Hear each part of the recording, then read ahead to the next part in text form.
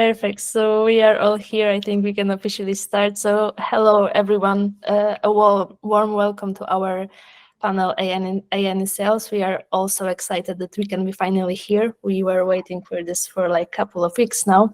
It's really great to see you joining us for a deep dive into the world of AI in sales. We are super excited to share a lot of great topics today, from the exciting potentials and innovation tools AI brings to the table, to the ethical consideration and risk we need to have in mind. Our great panelists are here to share their insight and experiences, making sure we are covering all the bases today. So whether you're deeply involved in sales or just intrigued by the impact of AI, you're in a perfect place, definitely. So I want to introduce our panelists that join us today. So Maciej Baginski is an experienced professional with 17 years of expertise in helping Polish entrepreneurs secure funding and grants for business growth. So Maciej, thank you so much for being with us today. Also, Reid Blackman, an AI ethics professor who works across various industries. He guides senior leaders in ethical AI practice, emphasizing trust and risk management. Thank you so much for being with us today. Nicolas Ostrowski is an experienced sales leader known for his expertise in revenue generation, relationship building, and complex negotiations. As well, huge thanks to you for being with us. And last but not least, Arek Skuza, an AI and data monetization consultant known for his insightful strategies and inspiring approach to the world of AI across various industries. Guys, thank you so much for being with us today, for wanting to share your experience and your knowledge to everyone who joined us. It's really greatly appreciated. Thanks a lot. Thank you. Okay, so let's just dive to the conversation. My first question, if you can all share your experiences, your observations about how AI is changing the sales landscape across different industries. Arek, maybe if you could start with the topic, what are your thoughts, your experience with that? Happy to do so. Thank you so much for this, and thank you everybody for joining. It's a pleasure to be here and discuss this stuff. It's the first opportunity I had in my life to get this beautiful, team on one screen and discuss it. Yes, I'm definitely fascinated with AI in sales. I'm every day I can observe managers like using various tools for predictions, and predictions is something I really love in this space, that nowadays you can predict so much. I bet guys have a different view on that, especially that predictions can come with hallucinations, because they are only predictions and they are predictions, which means on the one side it's super useful to have that. If you imagine a company that can cut or kill 2-3 products out of their portfolio because AI suggests so, that's really a brave and bold move to listen to the AI, make that decision, and make sure that will work out. That's a real example from my projects when the AI suggested to kill the line of cookies, just a regular sweets cookies, because the AI predicted it will not be profitable enough. So removing that product from the portfolio and bet on other products in the portfolio and be sure that they will deliver the results. It's really a decision people need to make based on AI predictions. So I'm fascinated with this one. I can only see more predictions in business. Recently, I've been talking to managers that they're investing in getting the data together. They have to have good quality data to make even better predictions, and that predictions will help them to do what I shared as an insight, as an example. So this is fascinating. It comes with a risk too, with errors and mistakes, and not only from the technology perspective, but ethical, logical, and others. So I'm really fascinated, and I'm a true believer that if we work hard, and I believe we need to work hard, we can do that for good. So we can do good predictions, good methods, leverage good technologies. And especially in AI, and last word is because AI, it's in the front. It's the edge between customers and people. And talking about sales, we also talking about, I mean, sales is at the edge between customers and a company. And speaking about sales, I'm obviously talking about customer service as well. So if you don't want to have a dump machine picking up phone calls and asking you for pick up 1 or 2 on your phone keyboard, but you want to have something intelligent, we know it requires hard work to make it the proper way. So I'm really fascinated. I believe we can do a lot of good here, but I also know it will not come without the price, and it requires hard work. Awesome, thanks. I was wondering, maybe Nicolas, you as a head of sales, I think you can also share a lot of insight about this, since you're working directly in sales. How, in your opinion, the AI changed the sales business in the last years? You're muted. See, technical difficulty. If AI was listening, it would have automatically changed it over. Maybe it was by design. Let me preface by saying Arik set the stage with predictions. What I would like to step back for, even before we even get into the sales motions that AI is generating or helping to generate, is prefacing that artificial intelligence, or as I'm referring to it as accelerated information. So accelerated information is being even more accessible. From Google searches to click views to predictive analytics, there's different sales motions that will continue to enhance and enrich people in leadership, but also from day to day. And whether they be email campaigns, from automating them to LinkedIn results, or as Arik may mention, to giving predictions or even reading through lines of paper.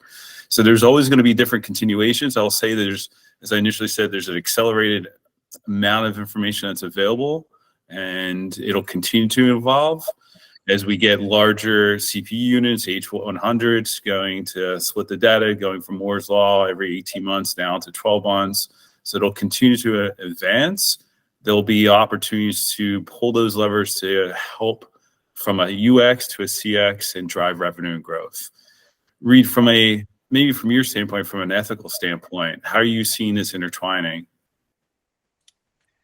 So salespeople are usually not worked up about privacy violations. Oh yeah, they don't. They want not just accelerated information, but they want more information. And who can blame them, right? They're trying to sell stuff, reasonably enough. I think my perspective comes usually from people who are trying to figure out how do we, for our enterprise, get our hands around the ethical, reputational, regulatory, and legal risks of AI. It's especially getting heated up now that the EU AI Act looks like it's coming online. Looks like it's going to get passed officially passed this month. For those of you on the call who aren't familiar with the EU AI Act, you've probably heard of GDPR. This is GDPR for AI in the EU. That's the short version. Look, the way you get all that information, another word for information is data. Another word, the way that Arik's predictions get made, that is, say, the AI predictions that Arik was referencing get made, is by virtue of making inferences based on all that data. And so there's obviously the potential for privacy violations. You're trying, after all, to make certain kinds of predictions about people.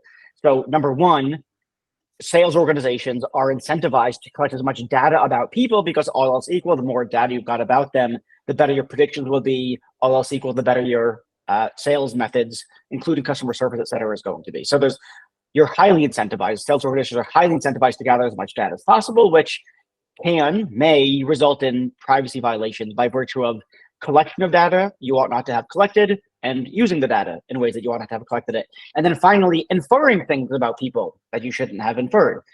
So my favorite example of this is, you could have two data sets that are perfectly cool to have in some sense, right? So let's say telecommunications, Verizon, I use Verizon. Let's say that, they have my geolocation throughout New York City where I live. They could also have a separate data set of all the cancer treatment centers in New York City. And then they might infer, oh, look, Reid goes to this place at 3:30 every Wednesday. It's the address of a cancer treatment center. And then they infer some new piece of data, Reid's got cancer. And arguably, that's not true. But if it were the case, inferring to that piece of data would itself constitute a violation of privacy. So There's other kinds of ethical problems that we could talk about, but just based on Nicolas, what you said about all the information, accelerated information, what Arik is saying about predictions, the thing that obviously screams loudly is beware of privacy violations. Okay, thank you so much. And Matthias, you working with the entrepreneurs who are interested in taking AI to their business. I'm sure you can also share some insight on that topic. Of course, thanks a lot. So before I will go to AI, I want to share with you some story which I observe not only in Europe, which I'm living also, but also in US for my US customers. So the all, let's say, information in our area, this is the eras of AI and the machine learning and so on. It's pushed the customer generally to overthink about the innovation, not only how to capture the AI for the product or sales process or whatever you want, just only get the story. Hey, probably my company is a little bit too old for that time where we are living for now, and they just looking many different other things. Some of them, of course, they're looking for Jaspers, ChatGPTs, and so on. Some of them just only wants to try to be connected with the scientist, for example, just get some kind of the new perspective for the services or for the product, and that I observe generally. Then, of course, we have some kind of more advanced customers, and what I can say for the perspective of the US and the European funds, AI is like the industry for now, the part of industry which is connected with many different other things. So for the methodology of the work, as you're familiar with the technical readiness level, we have two parts of, let's say, overthink regarding the grants and the entities.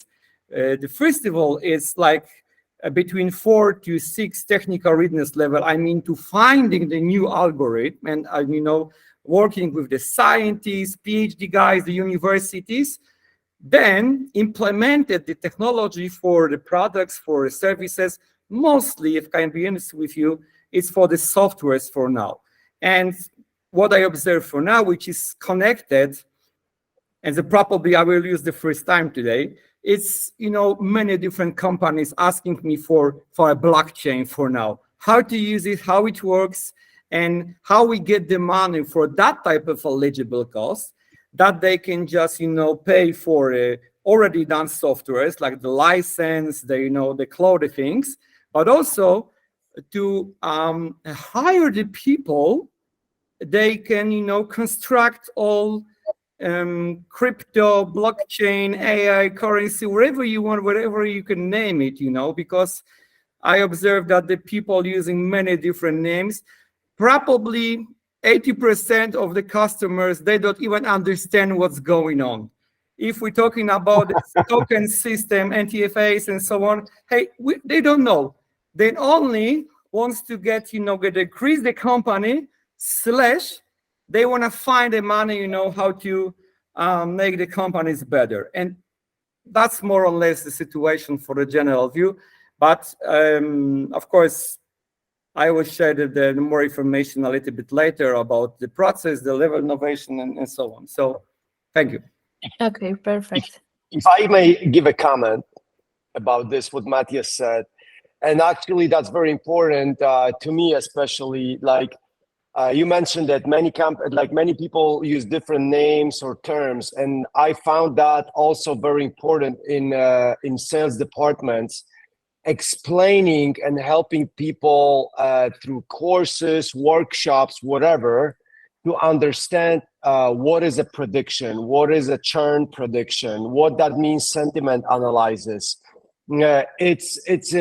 From my perspective, it's very tricky because on one side, everybody knows what is churn, everybody, like if you work in sales or, as Reid said, you understand ethical considerations.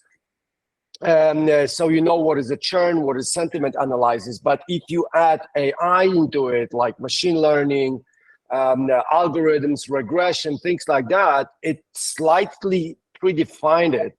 And to help people understand what is it really, And one hint, if you are a sales manager and you work in sales, or you want to get your people on board and use more AI tools, I always like to show examples. So if you, for instance, think about tools like Churnly, like Qualtrics, Customer XM, or you think about even Salesforce, HubSpot, all these tools already incorporated AI inside. And it really takes like 5-10 minutes to show like general features, so people will see what is a prediction and what does it mean to predict something and what does it mean if you work without prediction. So that's very important what Maciej said. I want to stop a little bit here and mention that that I shared my personal experience, how you can help people to get out the box, because being honest, they want to say that their job is to sell stuff, to do customer service, to help understand customer challenges, work on returns or maybe complaints, whatever. Their job is not to study AI tools because they don't have time for that and they are not remunerated for this. So that's kind of comment from me. Thanks a lot. Okay, thanks. I will just let everyone of attendees know that you can drop a question anytime during this meeting. As you can see down below, there's a small icon of triangle, square, and circle, and if you will click it, you can put your questions there anytime during this meeting. We will try to answer them also. Just wanted to share that. I want to go to another topic right now.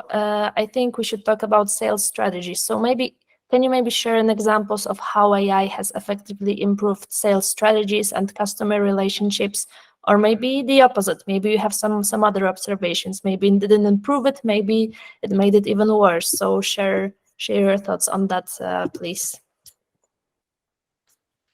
I'll go first since we'll just go through the round table. You are the sales. Yeah, master. we'll just make it easier. So connectivity's gotten easier. The ways from virtual to chatbots to, I mean, you think of the evolution of a conversation from a door to door or from a phone call. So from Graham Bell to now all the way through a smart IVR to a chatbot. When I was doing some research for this presentation, I came across 412 best opportunities for AI sales tools for 2024.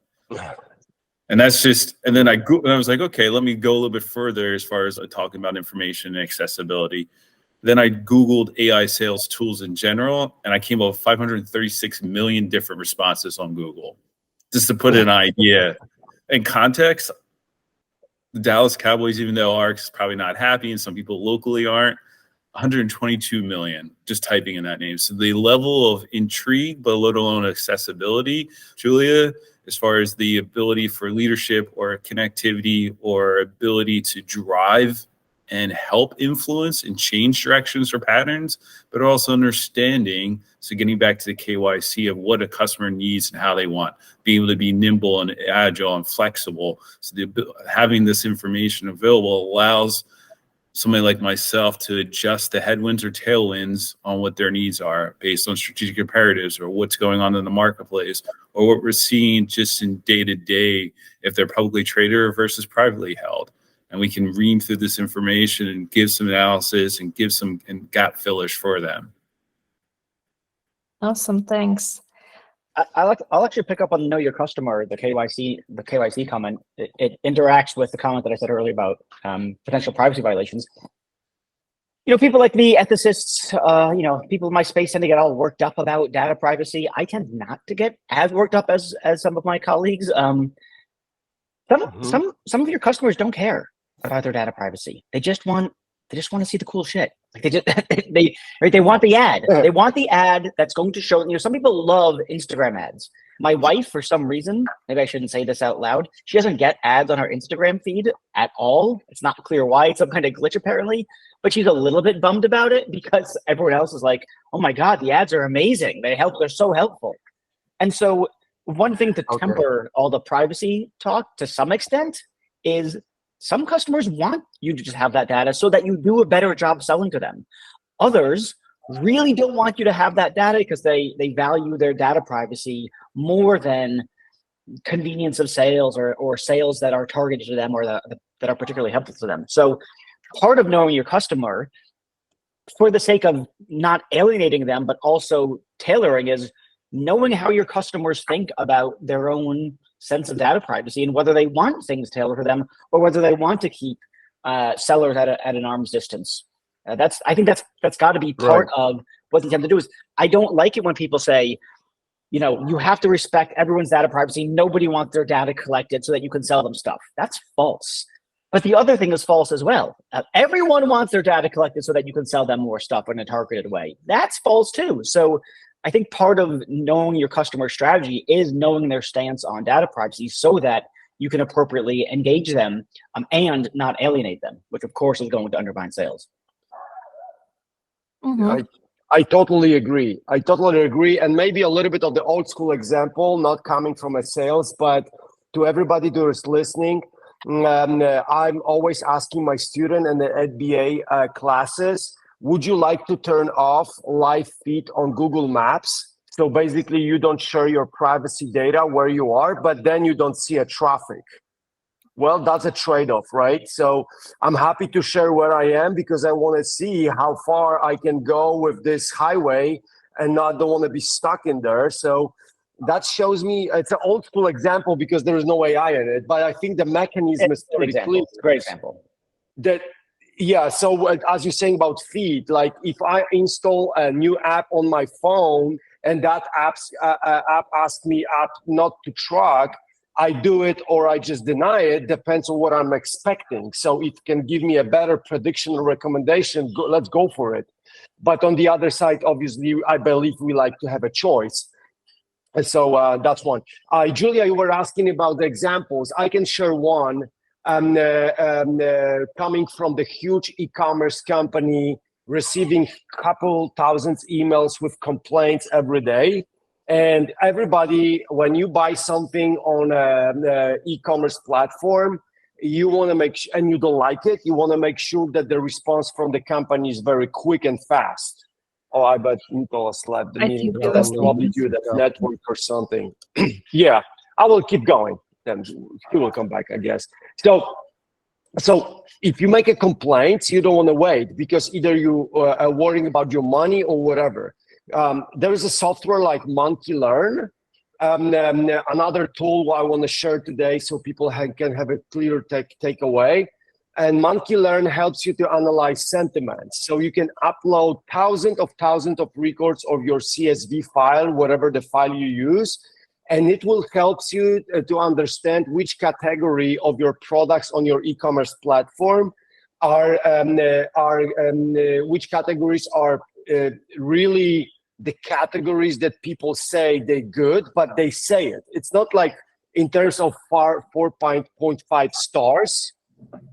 It's like what they talk about it, how they describe it, what kind of words they use for that. So that's a pretty good strategy for customer service, because if you can really reply fast based on that to categories, so you can change the sentiment of the whole group. So for instance, if you see it in your e-commerce platform, baby food category, for some reason, it's described as a negative, there's a poor quality food there, I don't know, giving kids stomach problems wherever. Instead of waiting for the complaints, you can predict what people are going to complain about, and you can either redesign the category, you can change suppliers, vendors, or even like change your communication, or say, I'm sorry, whatever you want. So that's my example, the real example for the e-commerce company. Obviously, I cannot mention the name, but I can at least mention a tool they used for that. Okay, thanks. Guys, we will need a part 2 of this meeting because you have so much insight to say. But Reid, I want to keep talking about ethics. I have one more question for you. So in your opinion, what are the actual concerns that companies who are implementing AI should be focused on, in your opinion? Well, there's going to be a variety of them. I've already mentioned the privacy stuff. Don't need to mention that again. everyone gets worked up about bias and discrimination. It's a little bit Yeah. harder to see how that's going to pop up in sales, maybe in customer service or something along those lines. If you have AI chatbots that don't, quote unquote, speak certain languages, but it's not obvious. Maybe I'm just my imagination is limited or my experience is limited in sales to know what kinds of use cases where ethical discrimination is going to be a real problem. I mean, obviously segmentation of customers is fine. At what point does segmentation become discrimination? I'm not really sure. But it's something to look out for. I think that another major one is hallucinations, right? So this is going to be whether you got a customer service chatbot that's powered by an LLM, or whether it's just queries that the user asks about various products that you have. That could obviously be a problem because it can output false information. In fact, I think when Microsoft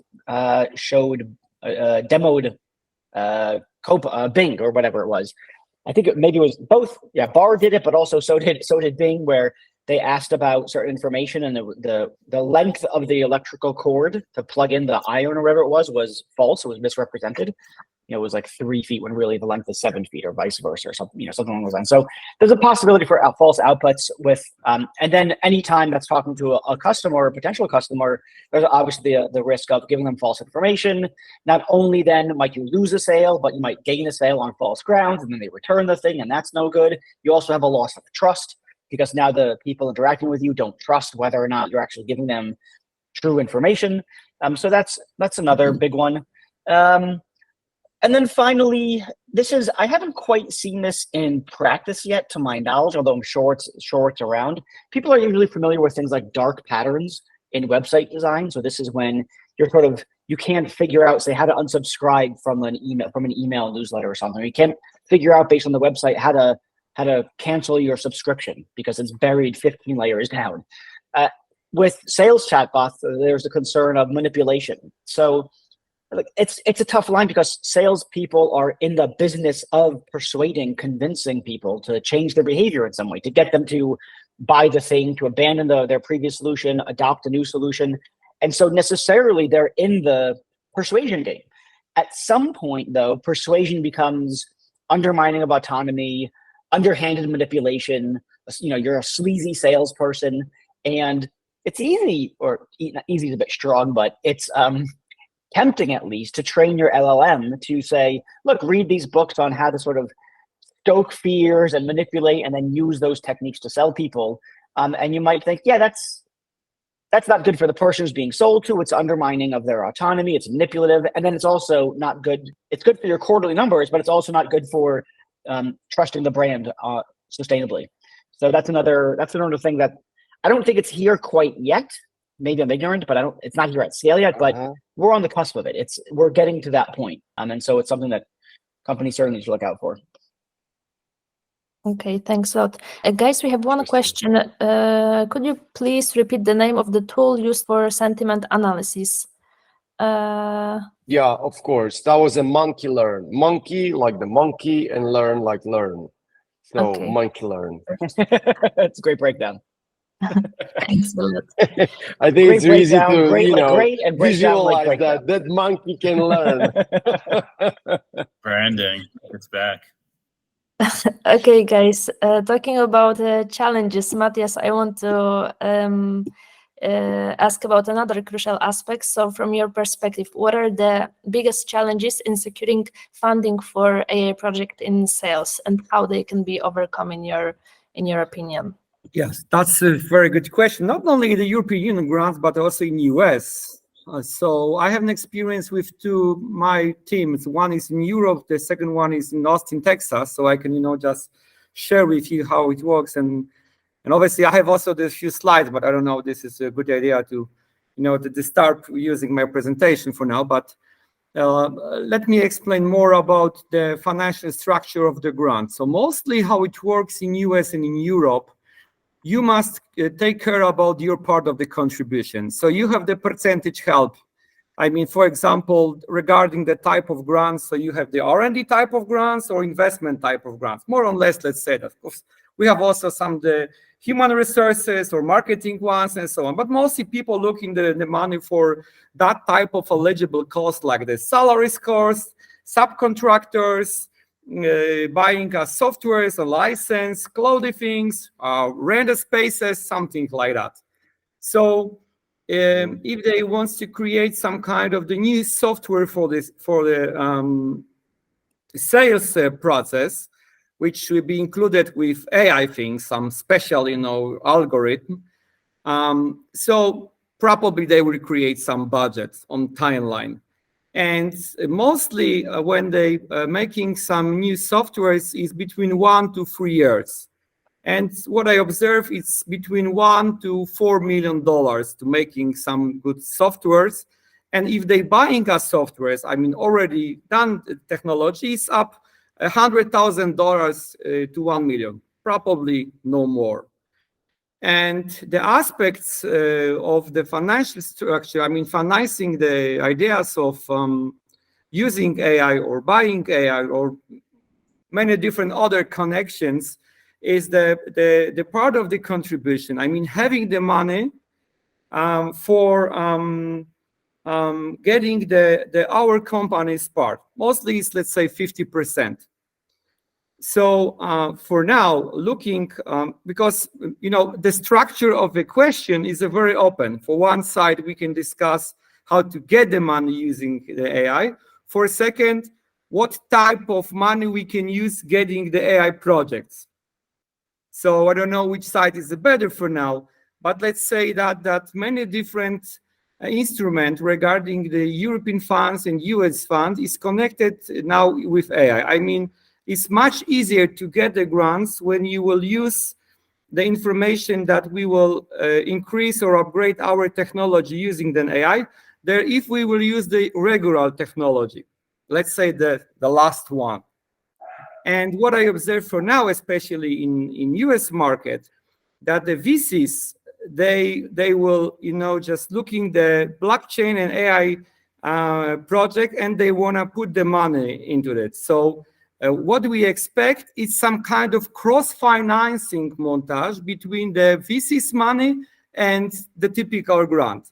Especially for the startups, they, mostly they don't have the money. They have some brilliant idea how to do that. Some of them, they want to be a unicorns, but definitely they need the money. And very well, gentlemen, and of course, the ladies, that, for IT project, we can spend the money like in fire. We can spend 1 million, 5 million, doesn't matter. But what the grants do with entrepreneurs, they make an order because you have some eligible costs point by point. You have descriptions, also intention why you need it. You have your skills, goals, your budget position. You must explain your crew.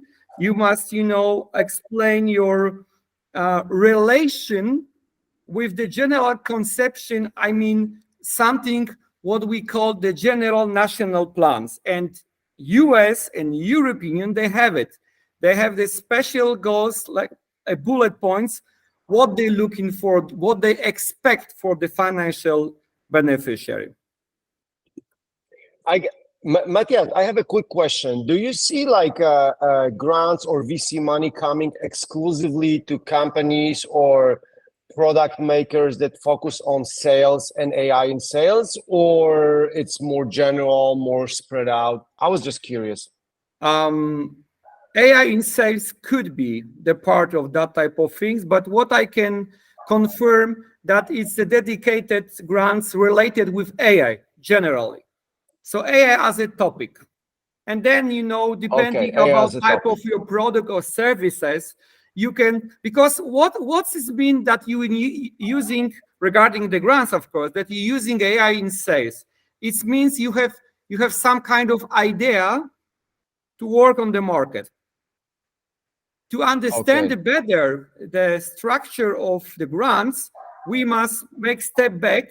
And what I can just very briefly tell you, we have 3 types of innovation, which is very important. Innovation of the process, so how we make it, and that we can make it using an AI. I mean, let's say the financial beneficiary, the typical user, he don't know that AI working, in the meantime. He see only the result of this work.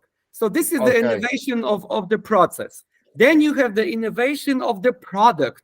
I mean, the user can find, hey, this is big thing, you know, I never see something before that. And then you have also the innovation of organization and communication inside a company, which, for example, you're a producer of something and you just bought it, or some, you know, guys will make it dedicated for you software, which help you to manage the process inside. So depending on the type of the things, you can get the grant, but always it will be about the AIs. I can tell even more just for now, but some of grants, especially in United States, they asking me, did you use an AI as a necessary obtain, as a necessary a basic point on our checkpoints? So let's say it must be for now. Okay, thanks a lot for answering this. Thanks a lot. Just a quick reminder, if anyone have a question, you can put it in the Q&A section. If you will click the small triangle, square and circle, there's a Q&A section and you can put it right there. Okay, guys, since we are slowly running out of time, I want to shift our focus a bit. So if you can tell me how can AI contribute a better understanding of customer needs and preferences? Nicolas, I think you can start with that. Yeah, how can we ascertain enough information in a short amount of time based on the needs and preferences? So what Art touched on initially, the ability to go through reams of information at a quick millisecond will help get us to a quicker outcome. So that's one. And whether it's been through using outreach tools or using our own future processing developed tools to scan and read through information, or using a tool that we recently did for an NDA, scanning through it to assure that we're aligned and be able to get it signed instead of 3 to 5 business days. We're able to do it in a couple of hours, assuming that everything's there. So there's going to be accelerated tools. Julia, the ability to help the customers also to understand what I initially said, what their outcomes are, how to get them to agree. As Reid may mention, there's going to be ethical concerns, but they have to opt into what we're offering. There has to be an agreement. There's going to be the value creation from the tools. We just need to ensure that they're aligned to what we're presenting. Hopefully that gives you enough concise arc. I mean, feel free to add color. We're having, the reason why I'm bringing ARC into this is we're having conversations across the board with customers from low code to no code to process automation. The tool set or the options that are available to clients now are vastly improved from a number of years ago. Yeah, thank you, Nicolas. I'll be very quick. Couple examples. First one, I see and believe a lot in pattern recognition. Like, it's hard for human being to find patterns, patterns especially in unstructured data. So imagine you have like 25, 30,000 emails, or even like 100 of emails coming, and you answer them one by one or in a bulk email, but then you don't see patterns. The patterns are sometimes not obvious. And there's various tools around the market that can help you to understand the pattern. And then you'll see that for some reason, if you use like Pareto technique, for instance, 20% of the people are complaining about 80% about the time about the same thing. And then you realize that you need to switch to the different vendor or whatever. So that's one thing. Second, tools like Criteo that helps you to understand the feedback of from customers and analyze the preferences. As Nicolas said, and all you guys mentioned, there's tons of tools like that. And one I mentioned are the ones I was working with, but that doesn't mean they are the best. And the third example is like basically, if you can understand how people like to be approached in a good way, like some people understand better pictures, images, some people prefer text, bulleted points. We working hand by hand with Nicolas. I know he used a lot of shortcuts in an email, like abbreviations, shorter forms of text.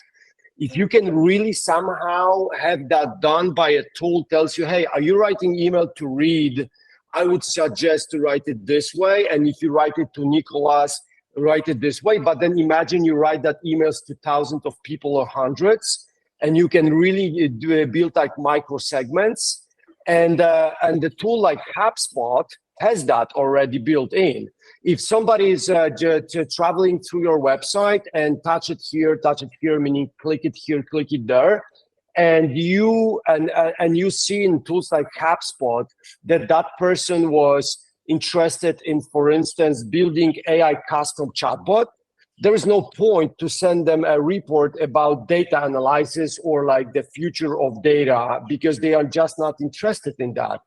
So it will, on the other side, on the customer side, it will save them a lot of brain power, because they will be also only looking at what they want, save their time and your time. And obviously from sales perspective, you will be considered honestly and in a good way as a person that reads customers' mind.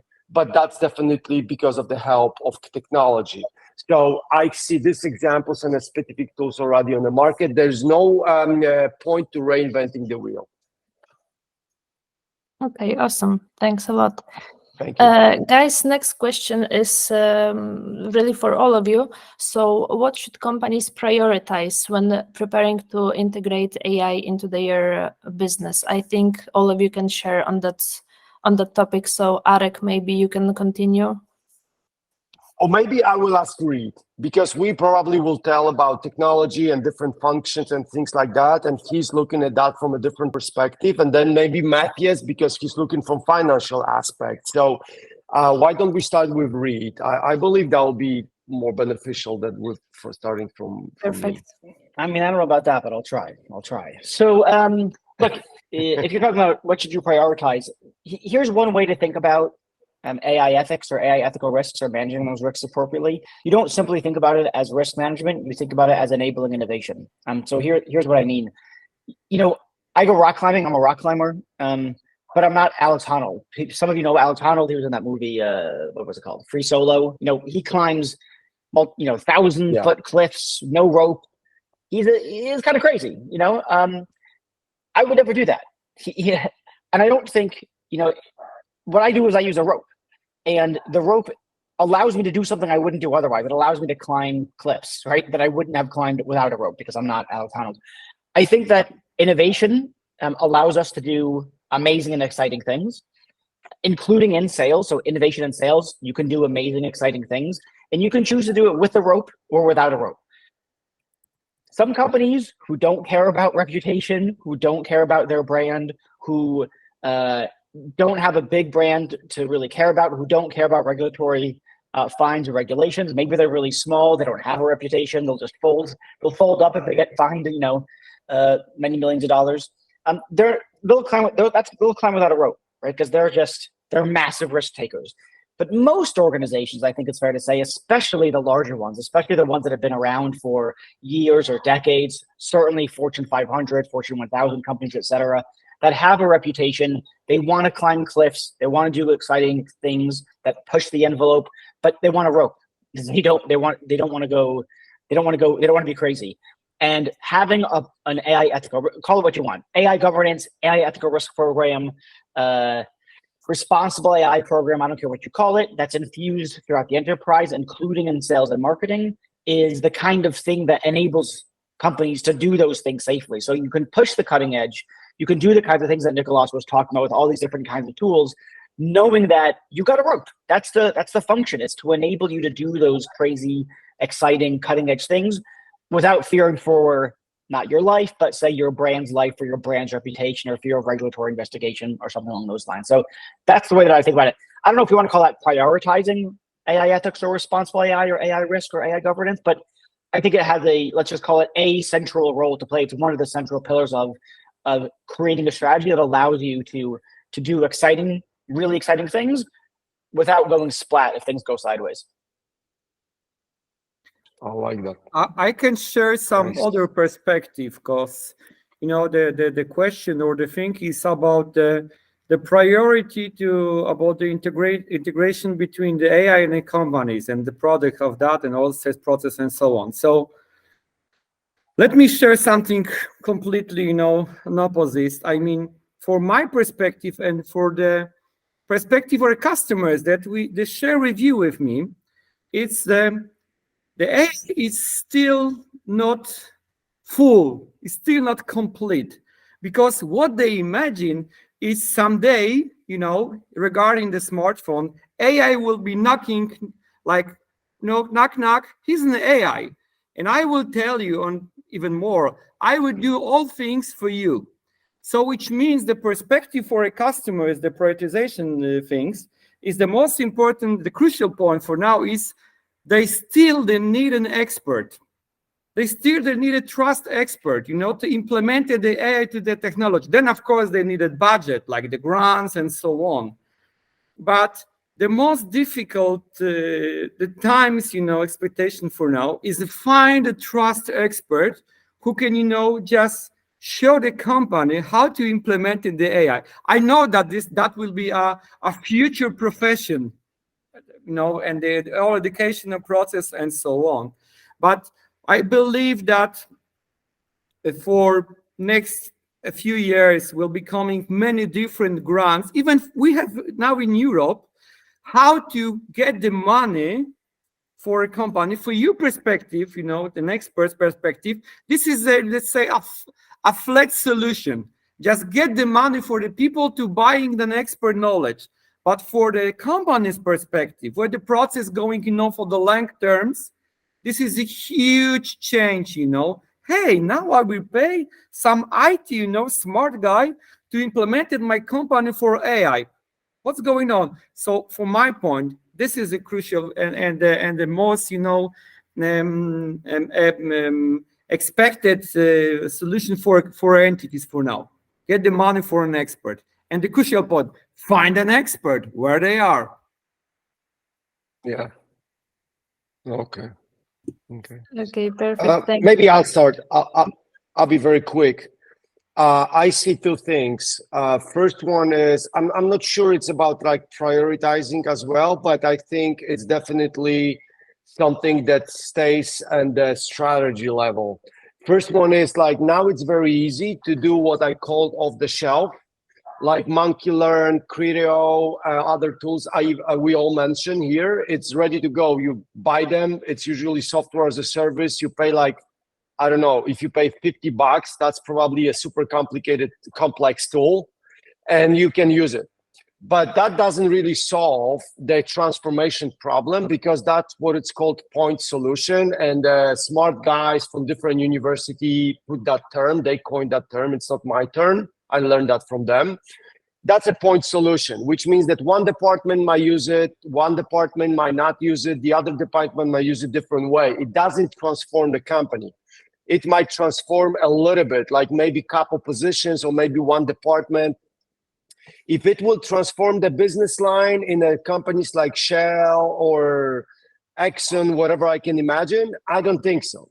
So if I can hear as a consultant that we already have 140 licenses of ChatGPT working, and I see the company has 30,000 employees, that number of licenses doesn't change anything. It changed the work maybe of a couple people, maybe a part of the department, maybe a fraction of the business line. But if you want to transform the company, then you need to have coordinated pilots, proof of concepts, budgets. It's a completely different animal. And McKinsey, for instance, then put a research online that's showing that if you have if you did it right, you have a not centralized, but somehow coordinated strategy of proof of concepting that they happen everywhere in your company. You expect measures after the POC is done. You can orchestrate that at the C level, which means you need to have a guy that understands what is it.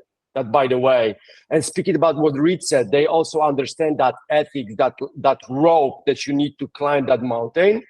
Then you can expect like triple or double or even triple your bottom line if it's a revenue, margin, whatever. That's what research says. And I can see that So now it's easy to start here and there, but the real champions, they do that about the strategy, or they wrap it up at the strategic level. I'm not saying everybody should have an AI strategy like the book or white book of good practice, whatever in place, the big document or a whole bunch of slides. I'm not saying this. I'm just saying that it sits at the strategic level, and all these things like ethic, what we want, why chatbots, what's here, what there, it's kind of stitched at that level. But that requires one thing, different order. What I mean by different order, it's usually a tool set that people start with. And I know examples that CEOs of huge companies, they get that familiarized with AI because they saw ChatGPT, and it's good. They touch it, they see how it works and what they can be as results, but that's the wrong order. Because if you start with the tool set, you kind of narrow down your options. So first one needs to be mindset. You want to change that on the strategy level, then skill set. You need to understand what is it, how it works, and then tool set, which means you pick up proper tools, not the tools you see are interesting or like or looks amazing, or somebody mentioned that, like I mentioned Monkey Learn today, and probably many people noted that down and they're going to check it, but that's what I said it. I don't know if that works with your strategy, but if you work from the mindset strategy level and then skills and the tool set, you will go the right way. So that would be my comment per this question. Thank you. Thanks. And Nicolas, from your perspective as head of sales, what should companies prioritize? Yeah, so everything here has been accurate. I'll just add that you should have it on your roadmap. Where it is depends on your evolution of the company. If you're a startup like we are in the US, AI, when I say US, from a future processing standpoint, we've been in business 23 years, but in the US, we're treating it as let's layer in digital technologies and digital tools. Some of you may be around for hundreds of years. They may have legacy systems that have to go through reams of data and figure out how to put it in what stage, what part of the legacy systems to augment and enhance. So to answer it, you need to have it on your journey map, where it depends on the funding, what your targeted segments are, what the outcomes you're trying to drive, and who's driving it. If you don't have the right stakeholders, you're not going to be successful. I've done enough proof of concepts where you put it in a segment or in a horizontal line, and it didn't have the executive leadership or the right people to back in and have the vision and then proof of concept to deliver the outcomes that was asked. So wrapping up, data, governance are important. Have it on your roadmap. Where it depends, I'd say start as soon as you can and continue that evolution throughout. Okay, thanks. Guys, we have last couple of minutes left. So my last question for you would be if you could share in 1 or 2 sentences your advice for companies, for business owners who are still hesitating to adopt AI in their sales processes in their companies. From your perspective, what would be the advice for such people who are still hesitating about that? My advice is secure the money for your project or for implemented the AI, because as you know, the IT salaries, guys, is very expensive. That's my advice. And of course, you can find the money in the grants if your product will be innovative. Okay, thanks. Reid, maybe? I mean, from my perspective, it's going to depend upon the source of the hesitation. You said, Julia, for those people who are hesitant to put AI in the sales process, well, I need to know what the source of their hesitance is. If the source of the hesitance is, we don't think it's going to work, you should go talk to Nicolas and Ulrich, and they'll tell you what's going to work and what's not going to work. If the source of hesitance is, I don't know, or it's risky from a ethical and reputational regulatory perspective, well, then you would talk to somebody like me. It's say something like, well, there's various strategies that you can design and execute on that are relatively simple to make sure you don't go off the ethical, reputational, regulatory guardrails. There's especially if you're just talking about sales, not the enterprise as a whole, but just within sales, there's checkpoints and risk assessments that you put in place that don't stymie innovation. In fact, in this case, would enable innovation. So it's nothing to be intimidated by. People get a little bit, I think, overwhelmed and intimidated by, oh, there's privacy and manipulation and hallucination. All right, yeah, it's a lot of stuff, but there are people who can get their hands around it and help you get your hands around it. So if that is the source of hesitance, that's a very solvable problem. Thanks. Arek? Yeah, I mean, I think I want to quote Mark Andreessen, the guy who stands behind many successful projects.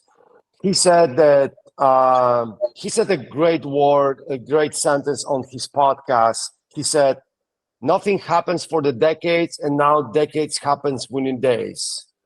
And I think it's really accelerated. And I think that sentence really point out what's happening now, and we cannot ignore it. That would be my comment. A second thing, that's why I always love Reid posts on LinkedIn and his videos, is that for this change, we really need responsible and ethical leadership.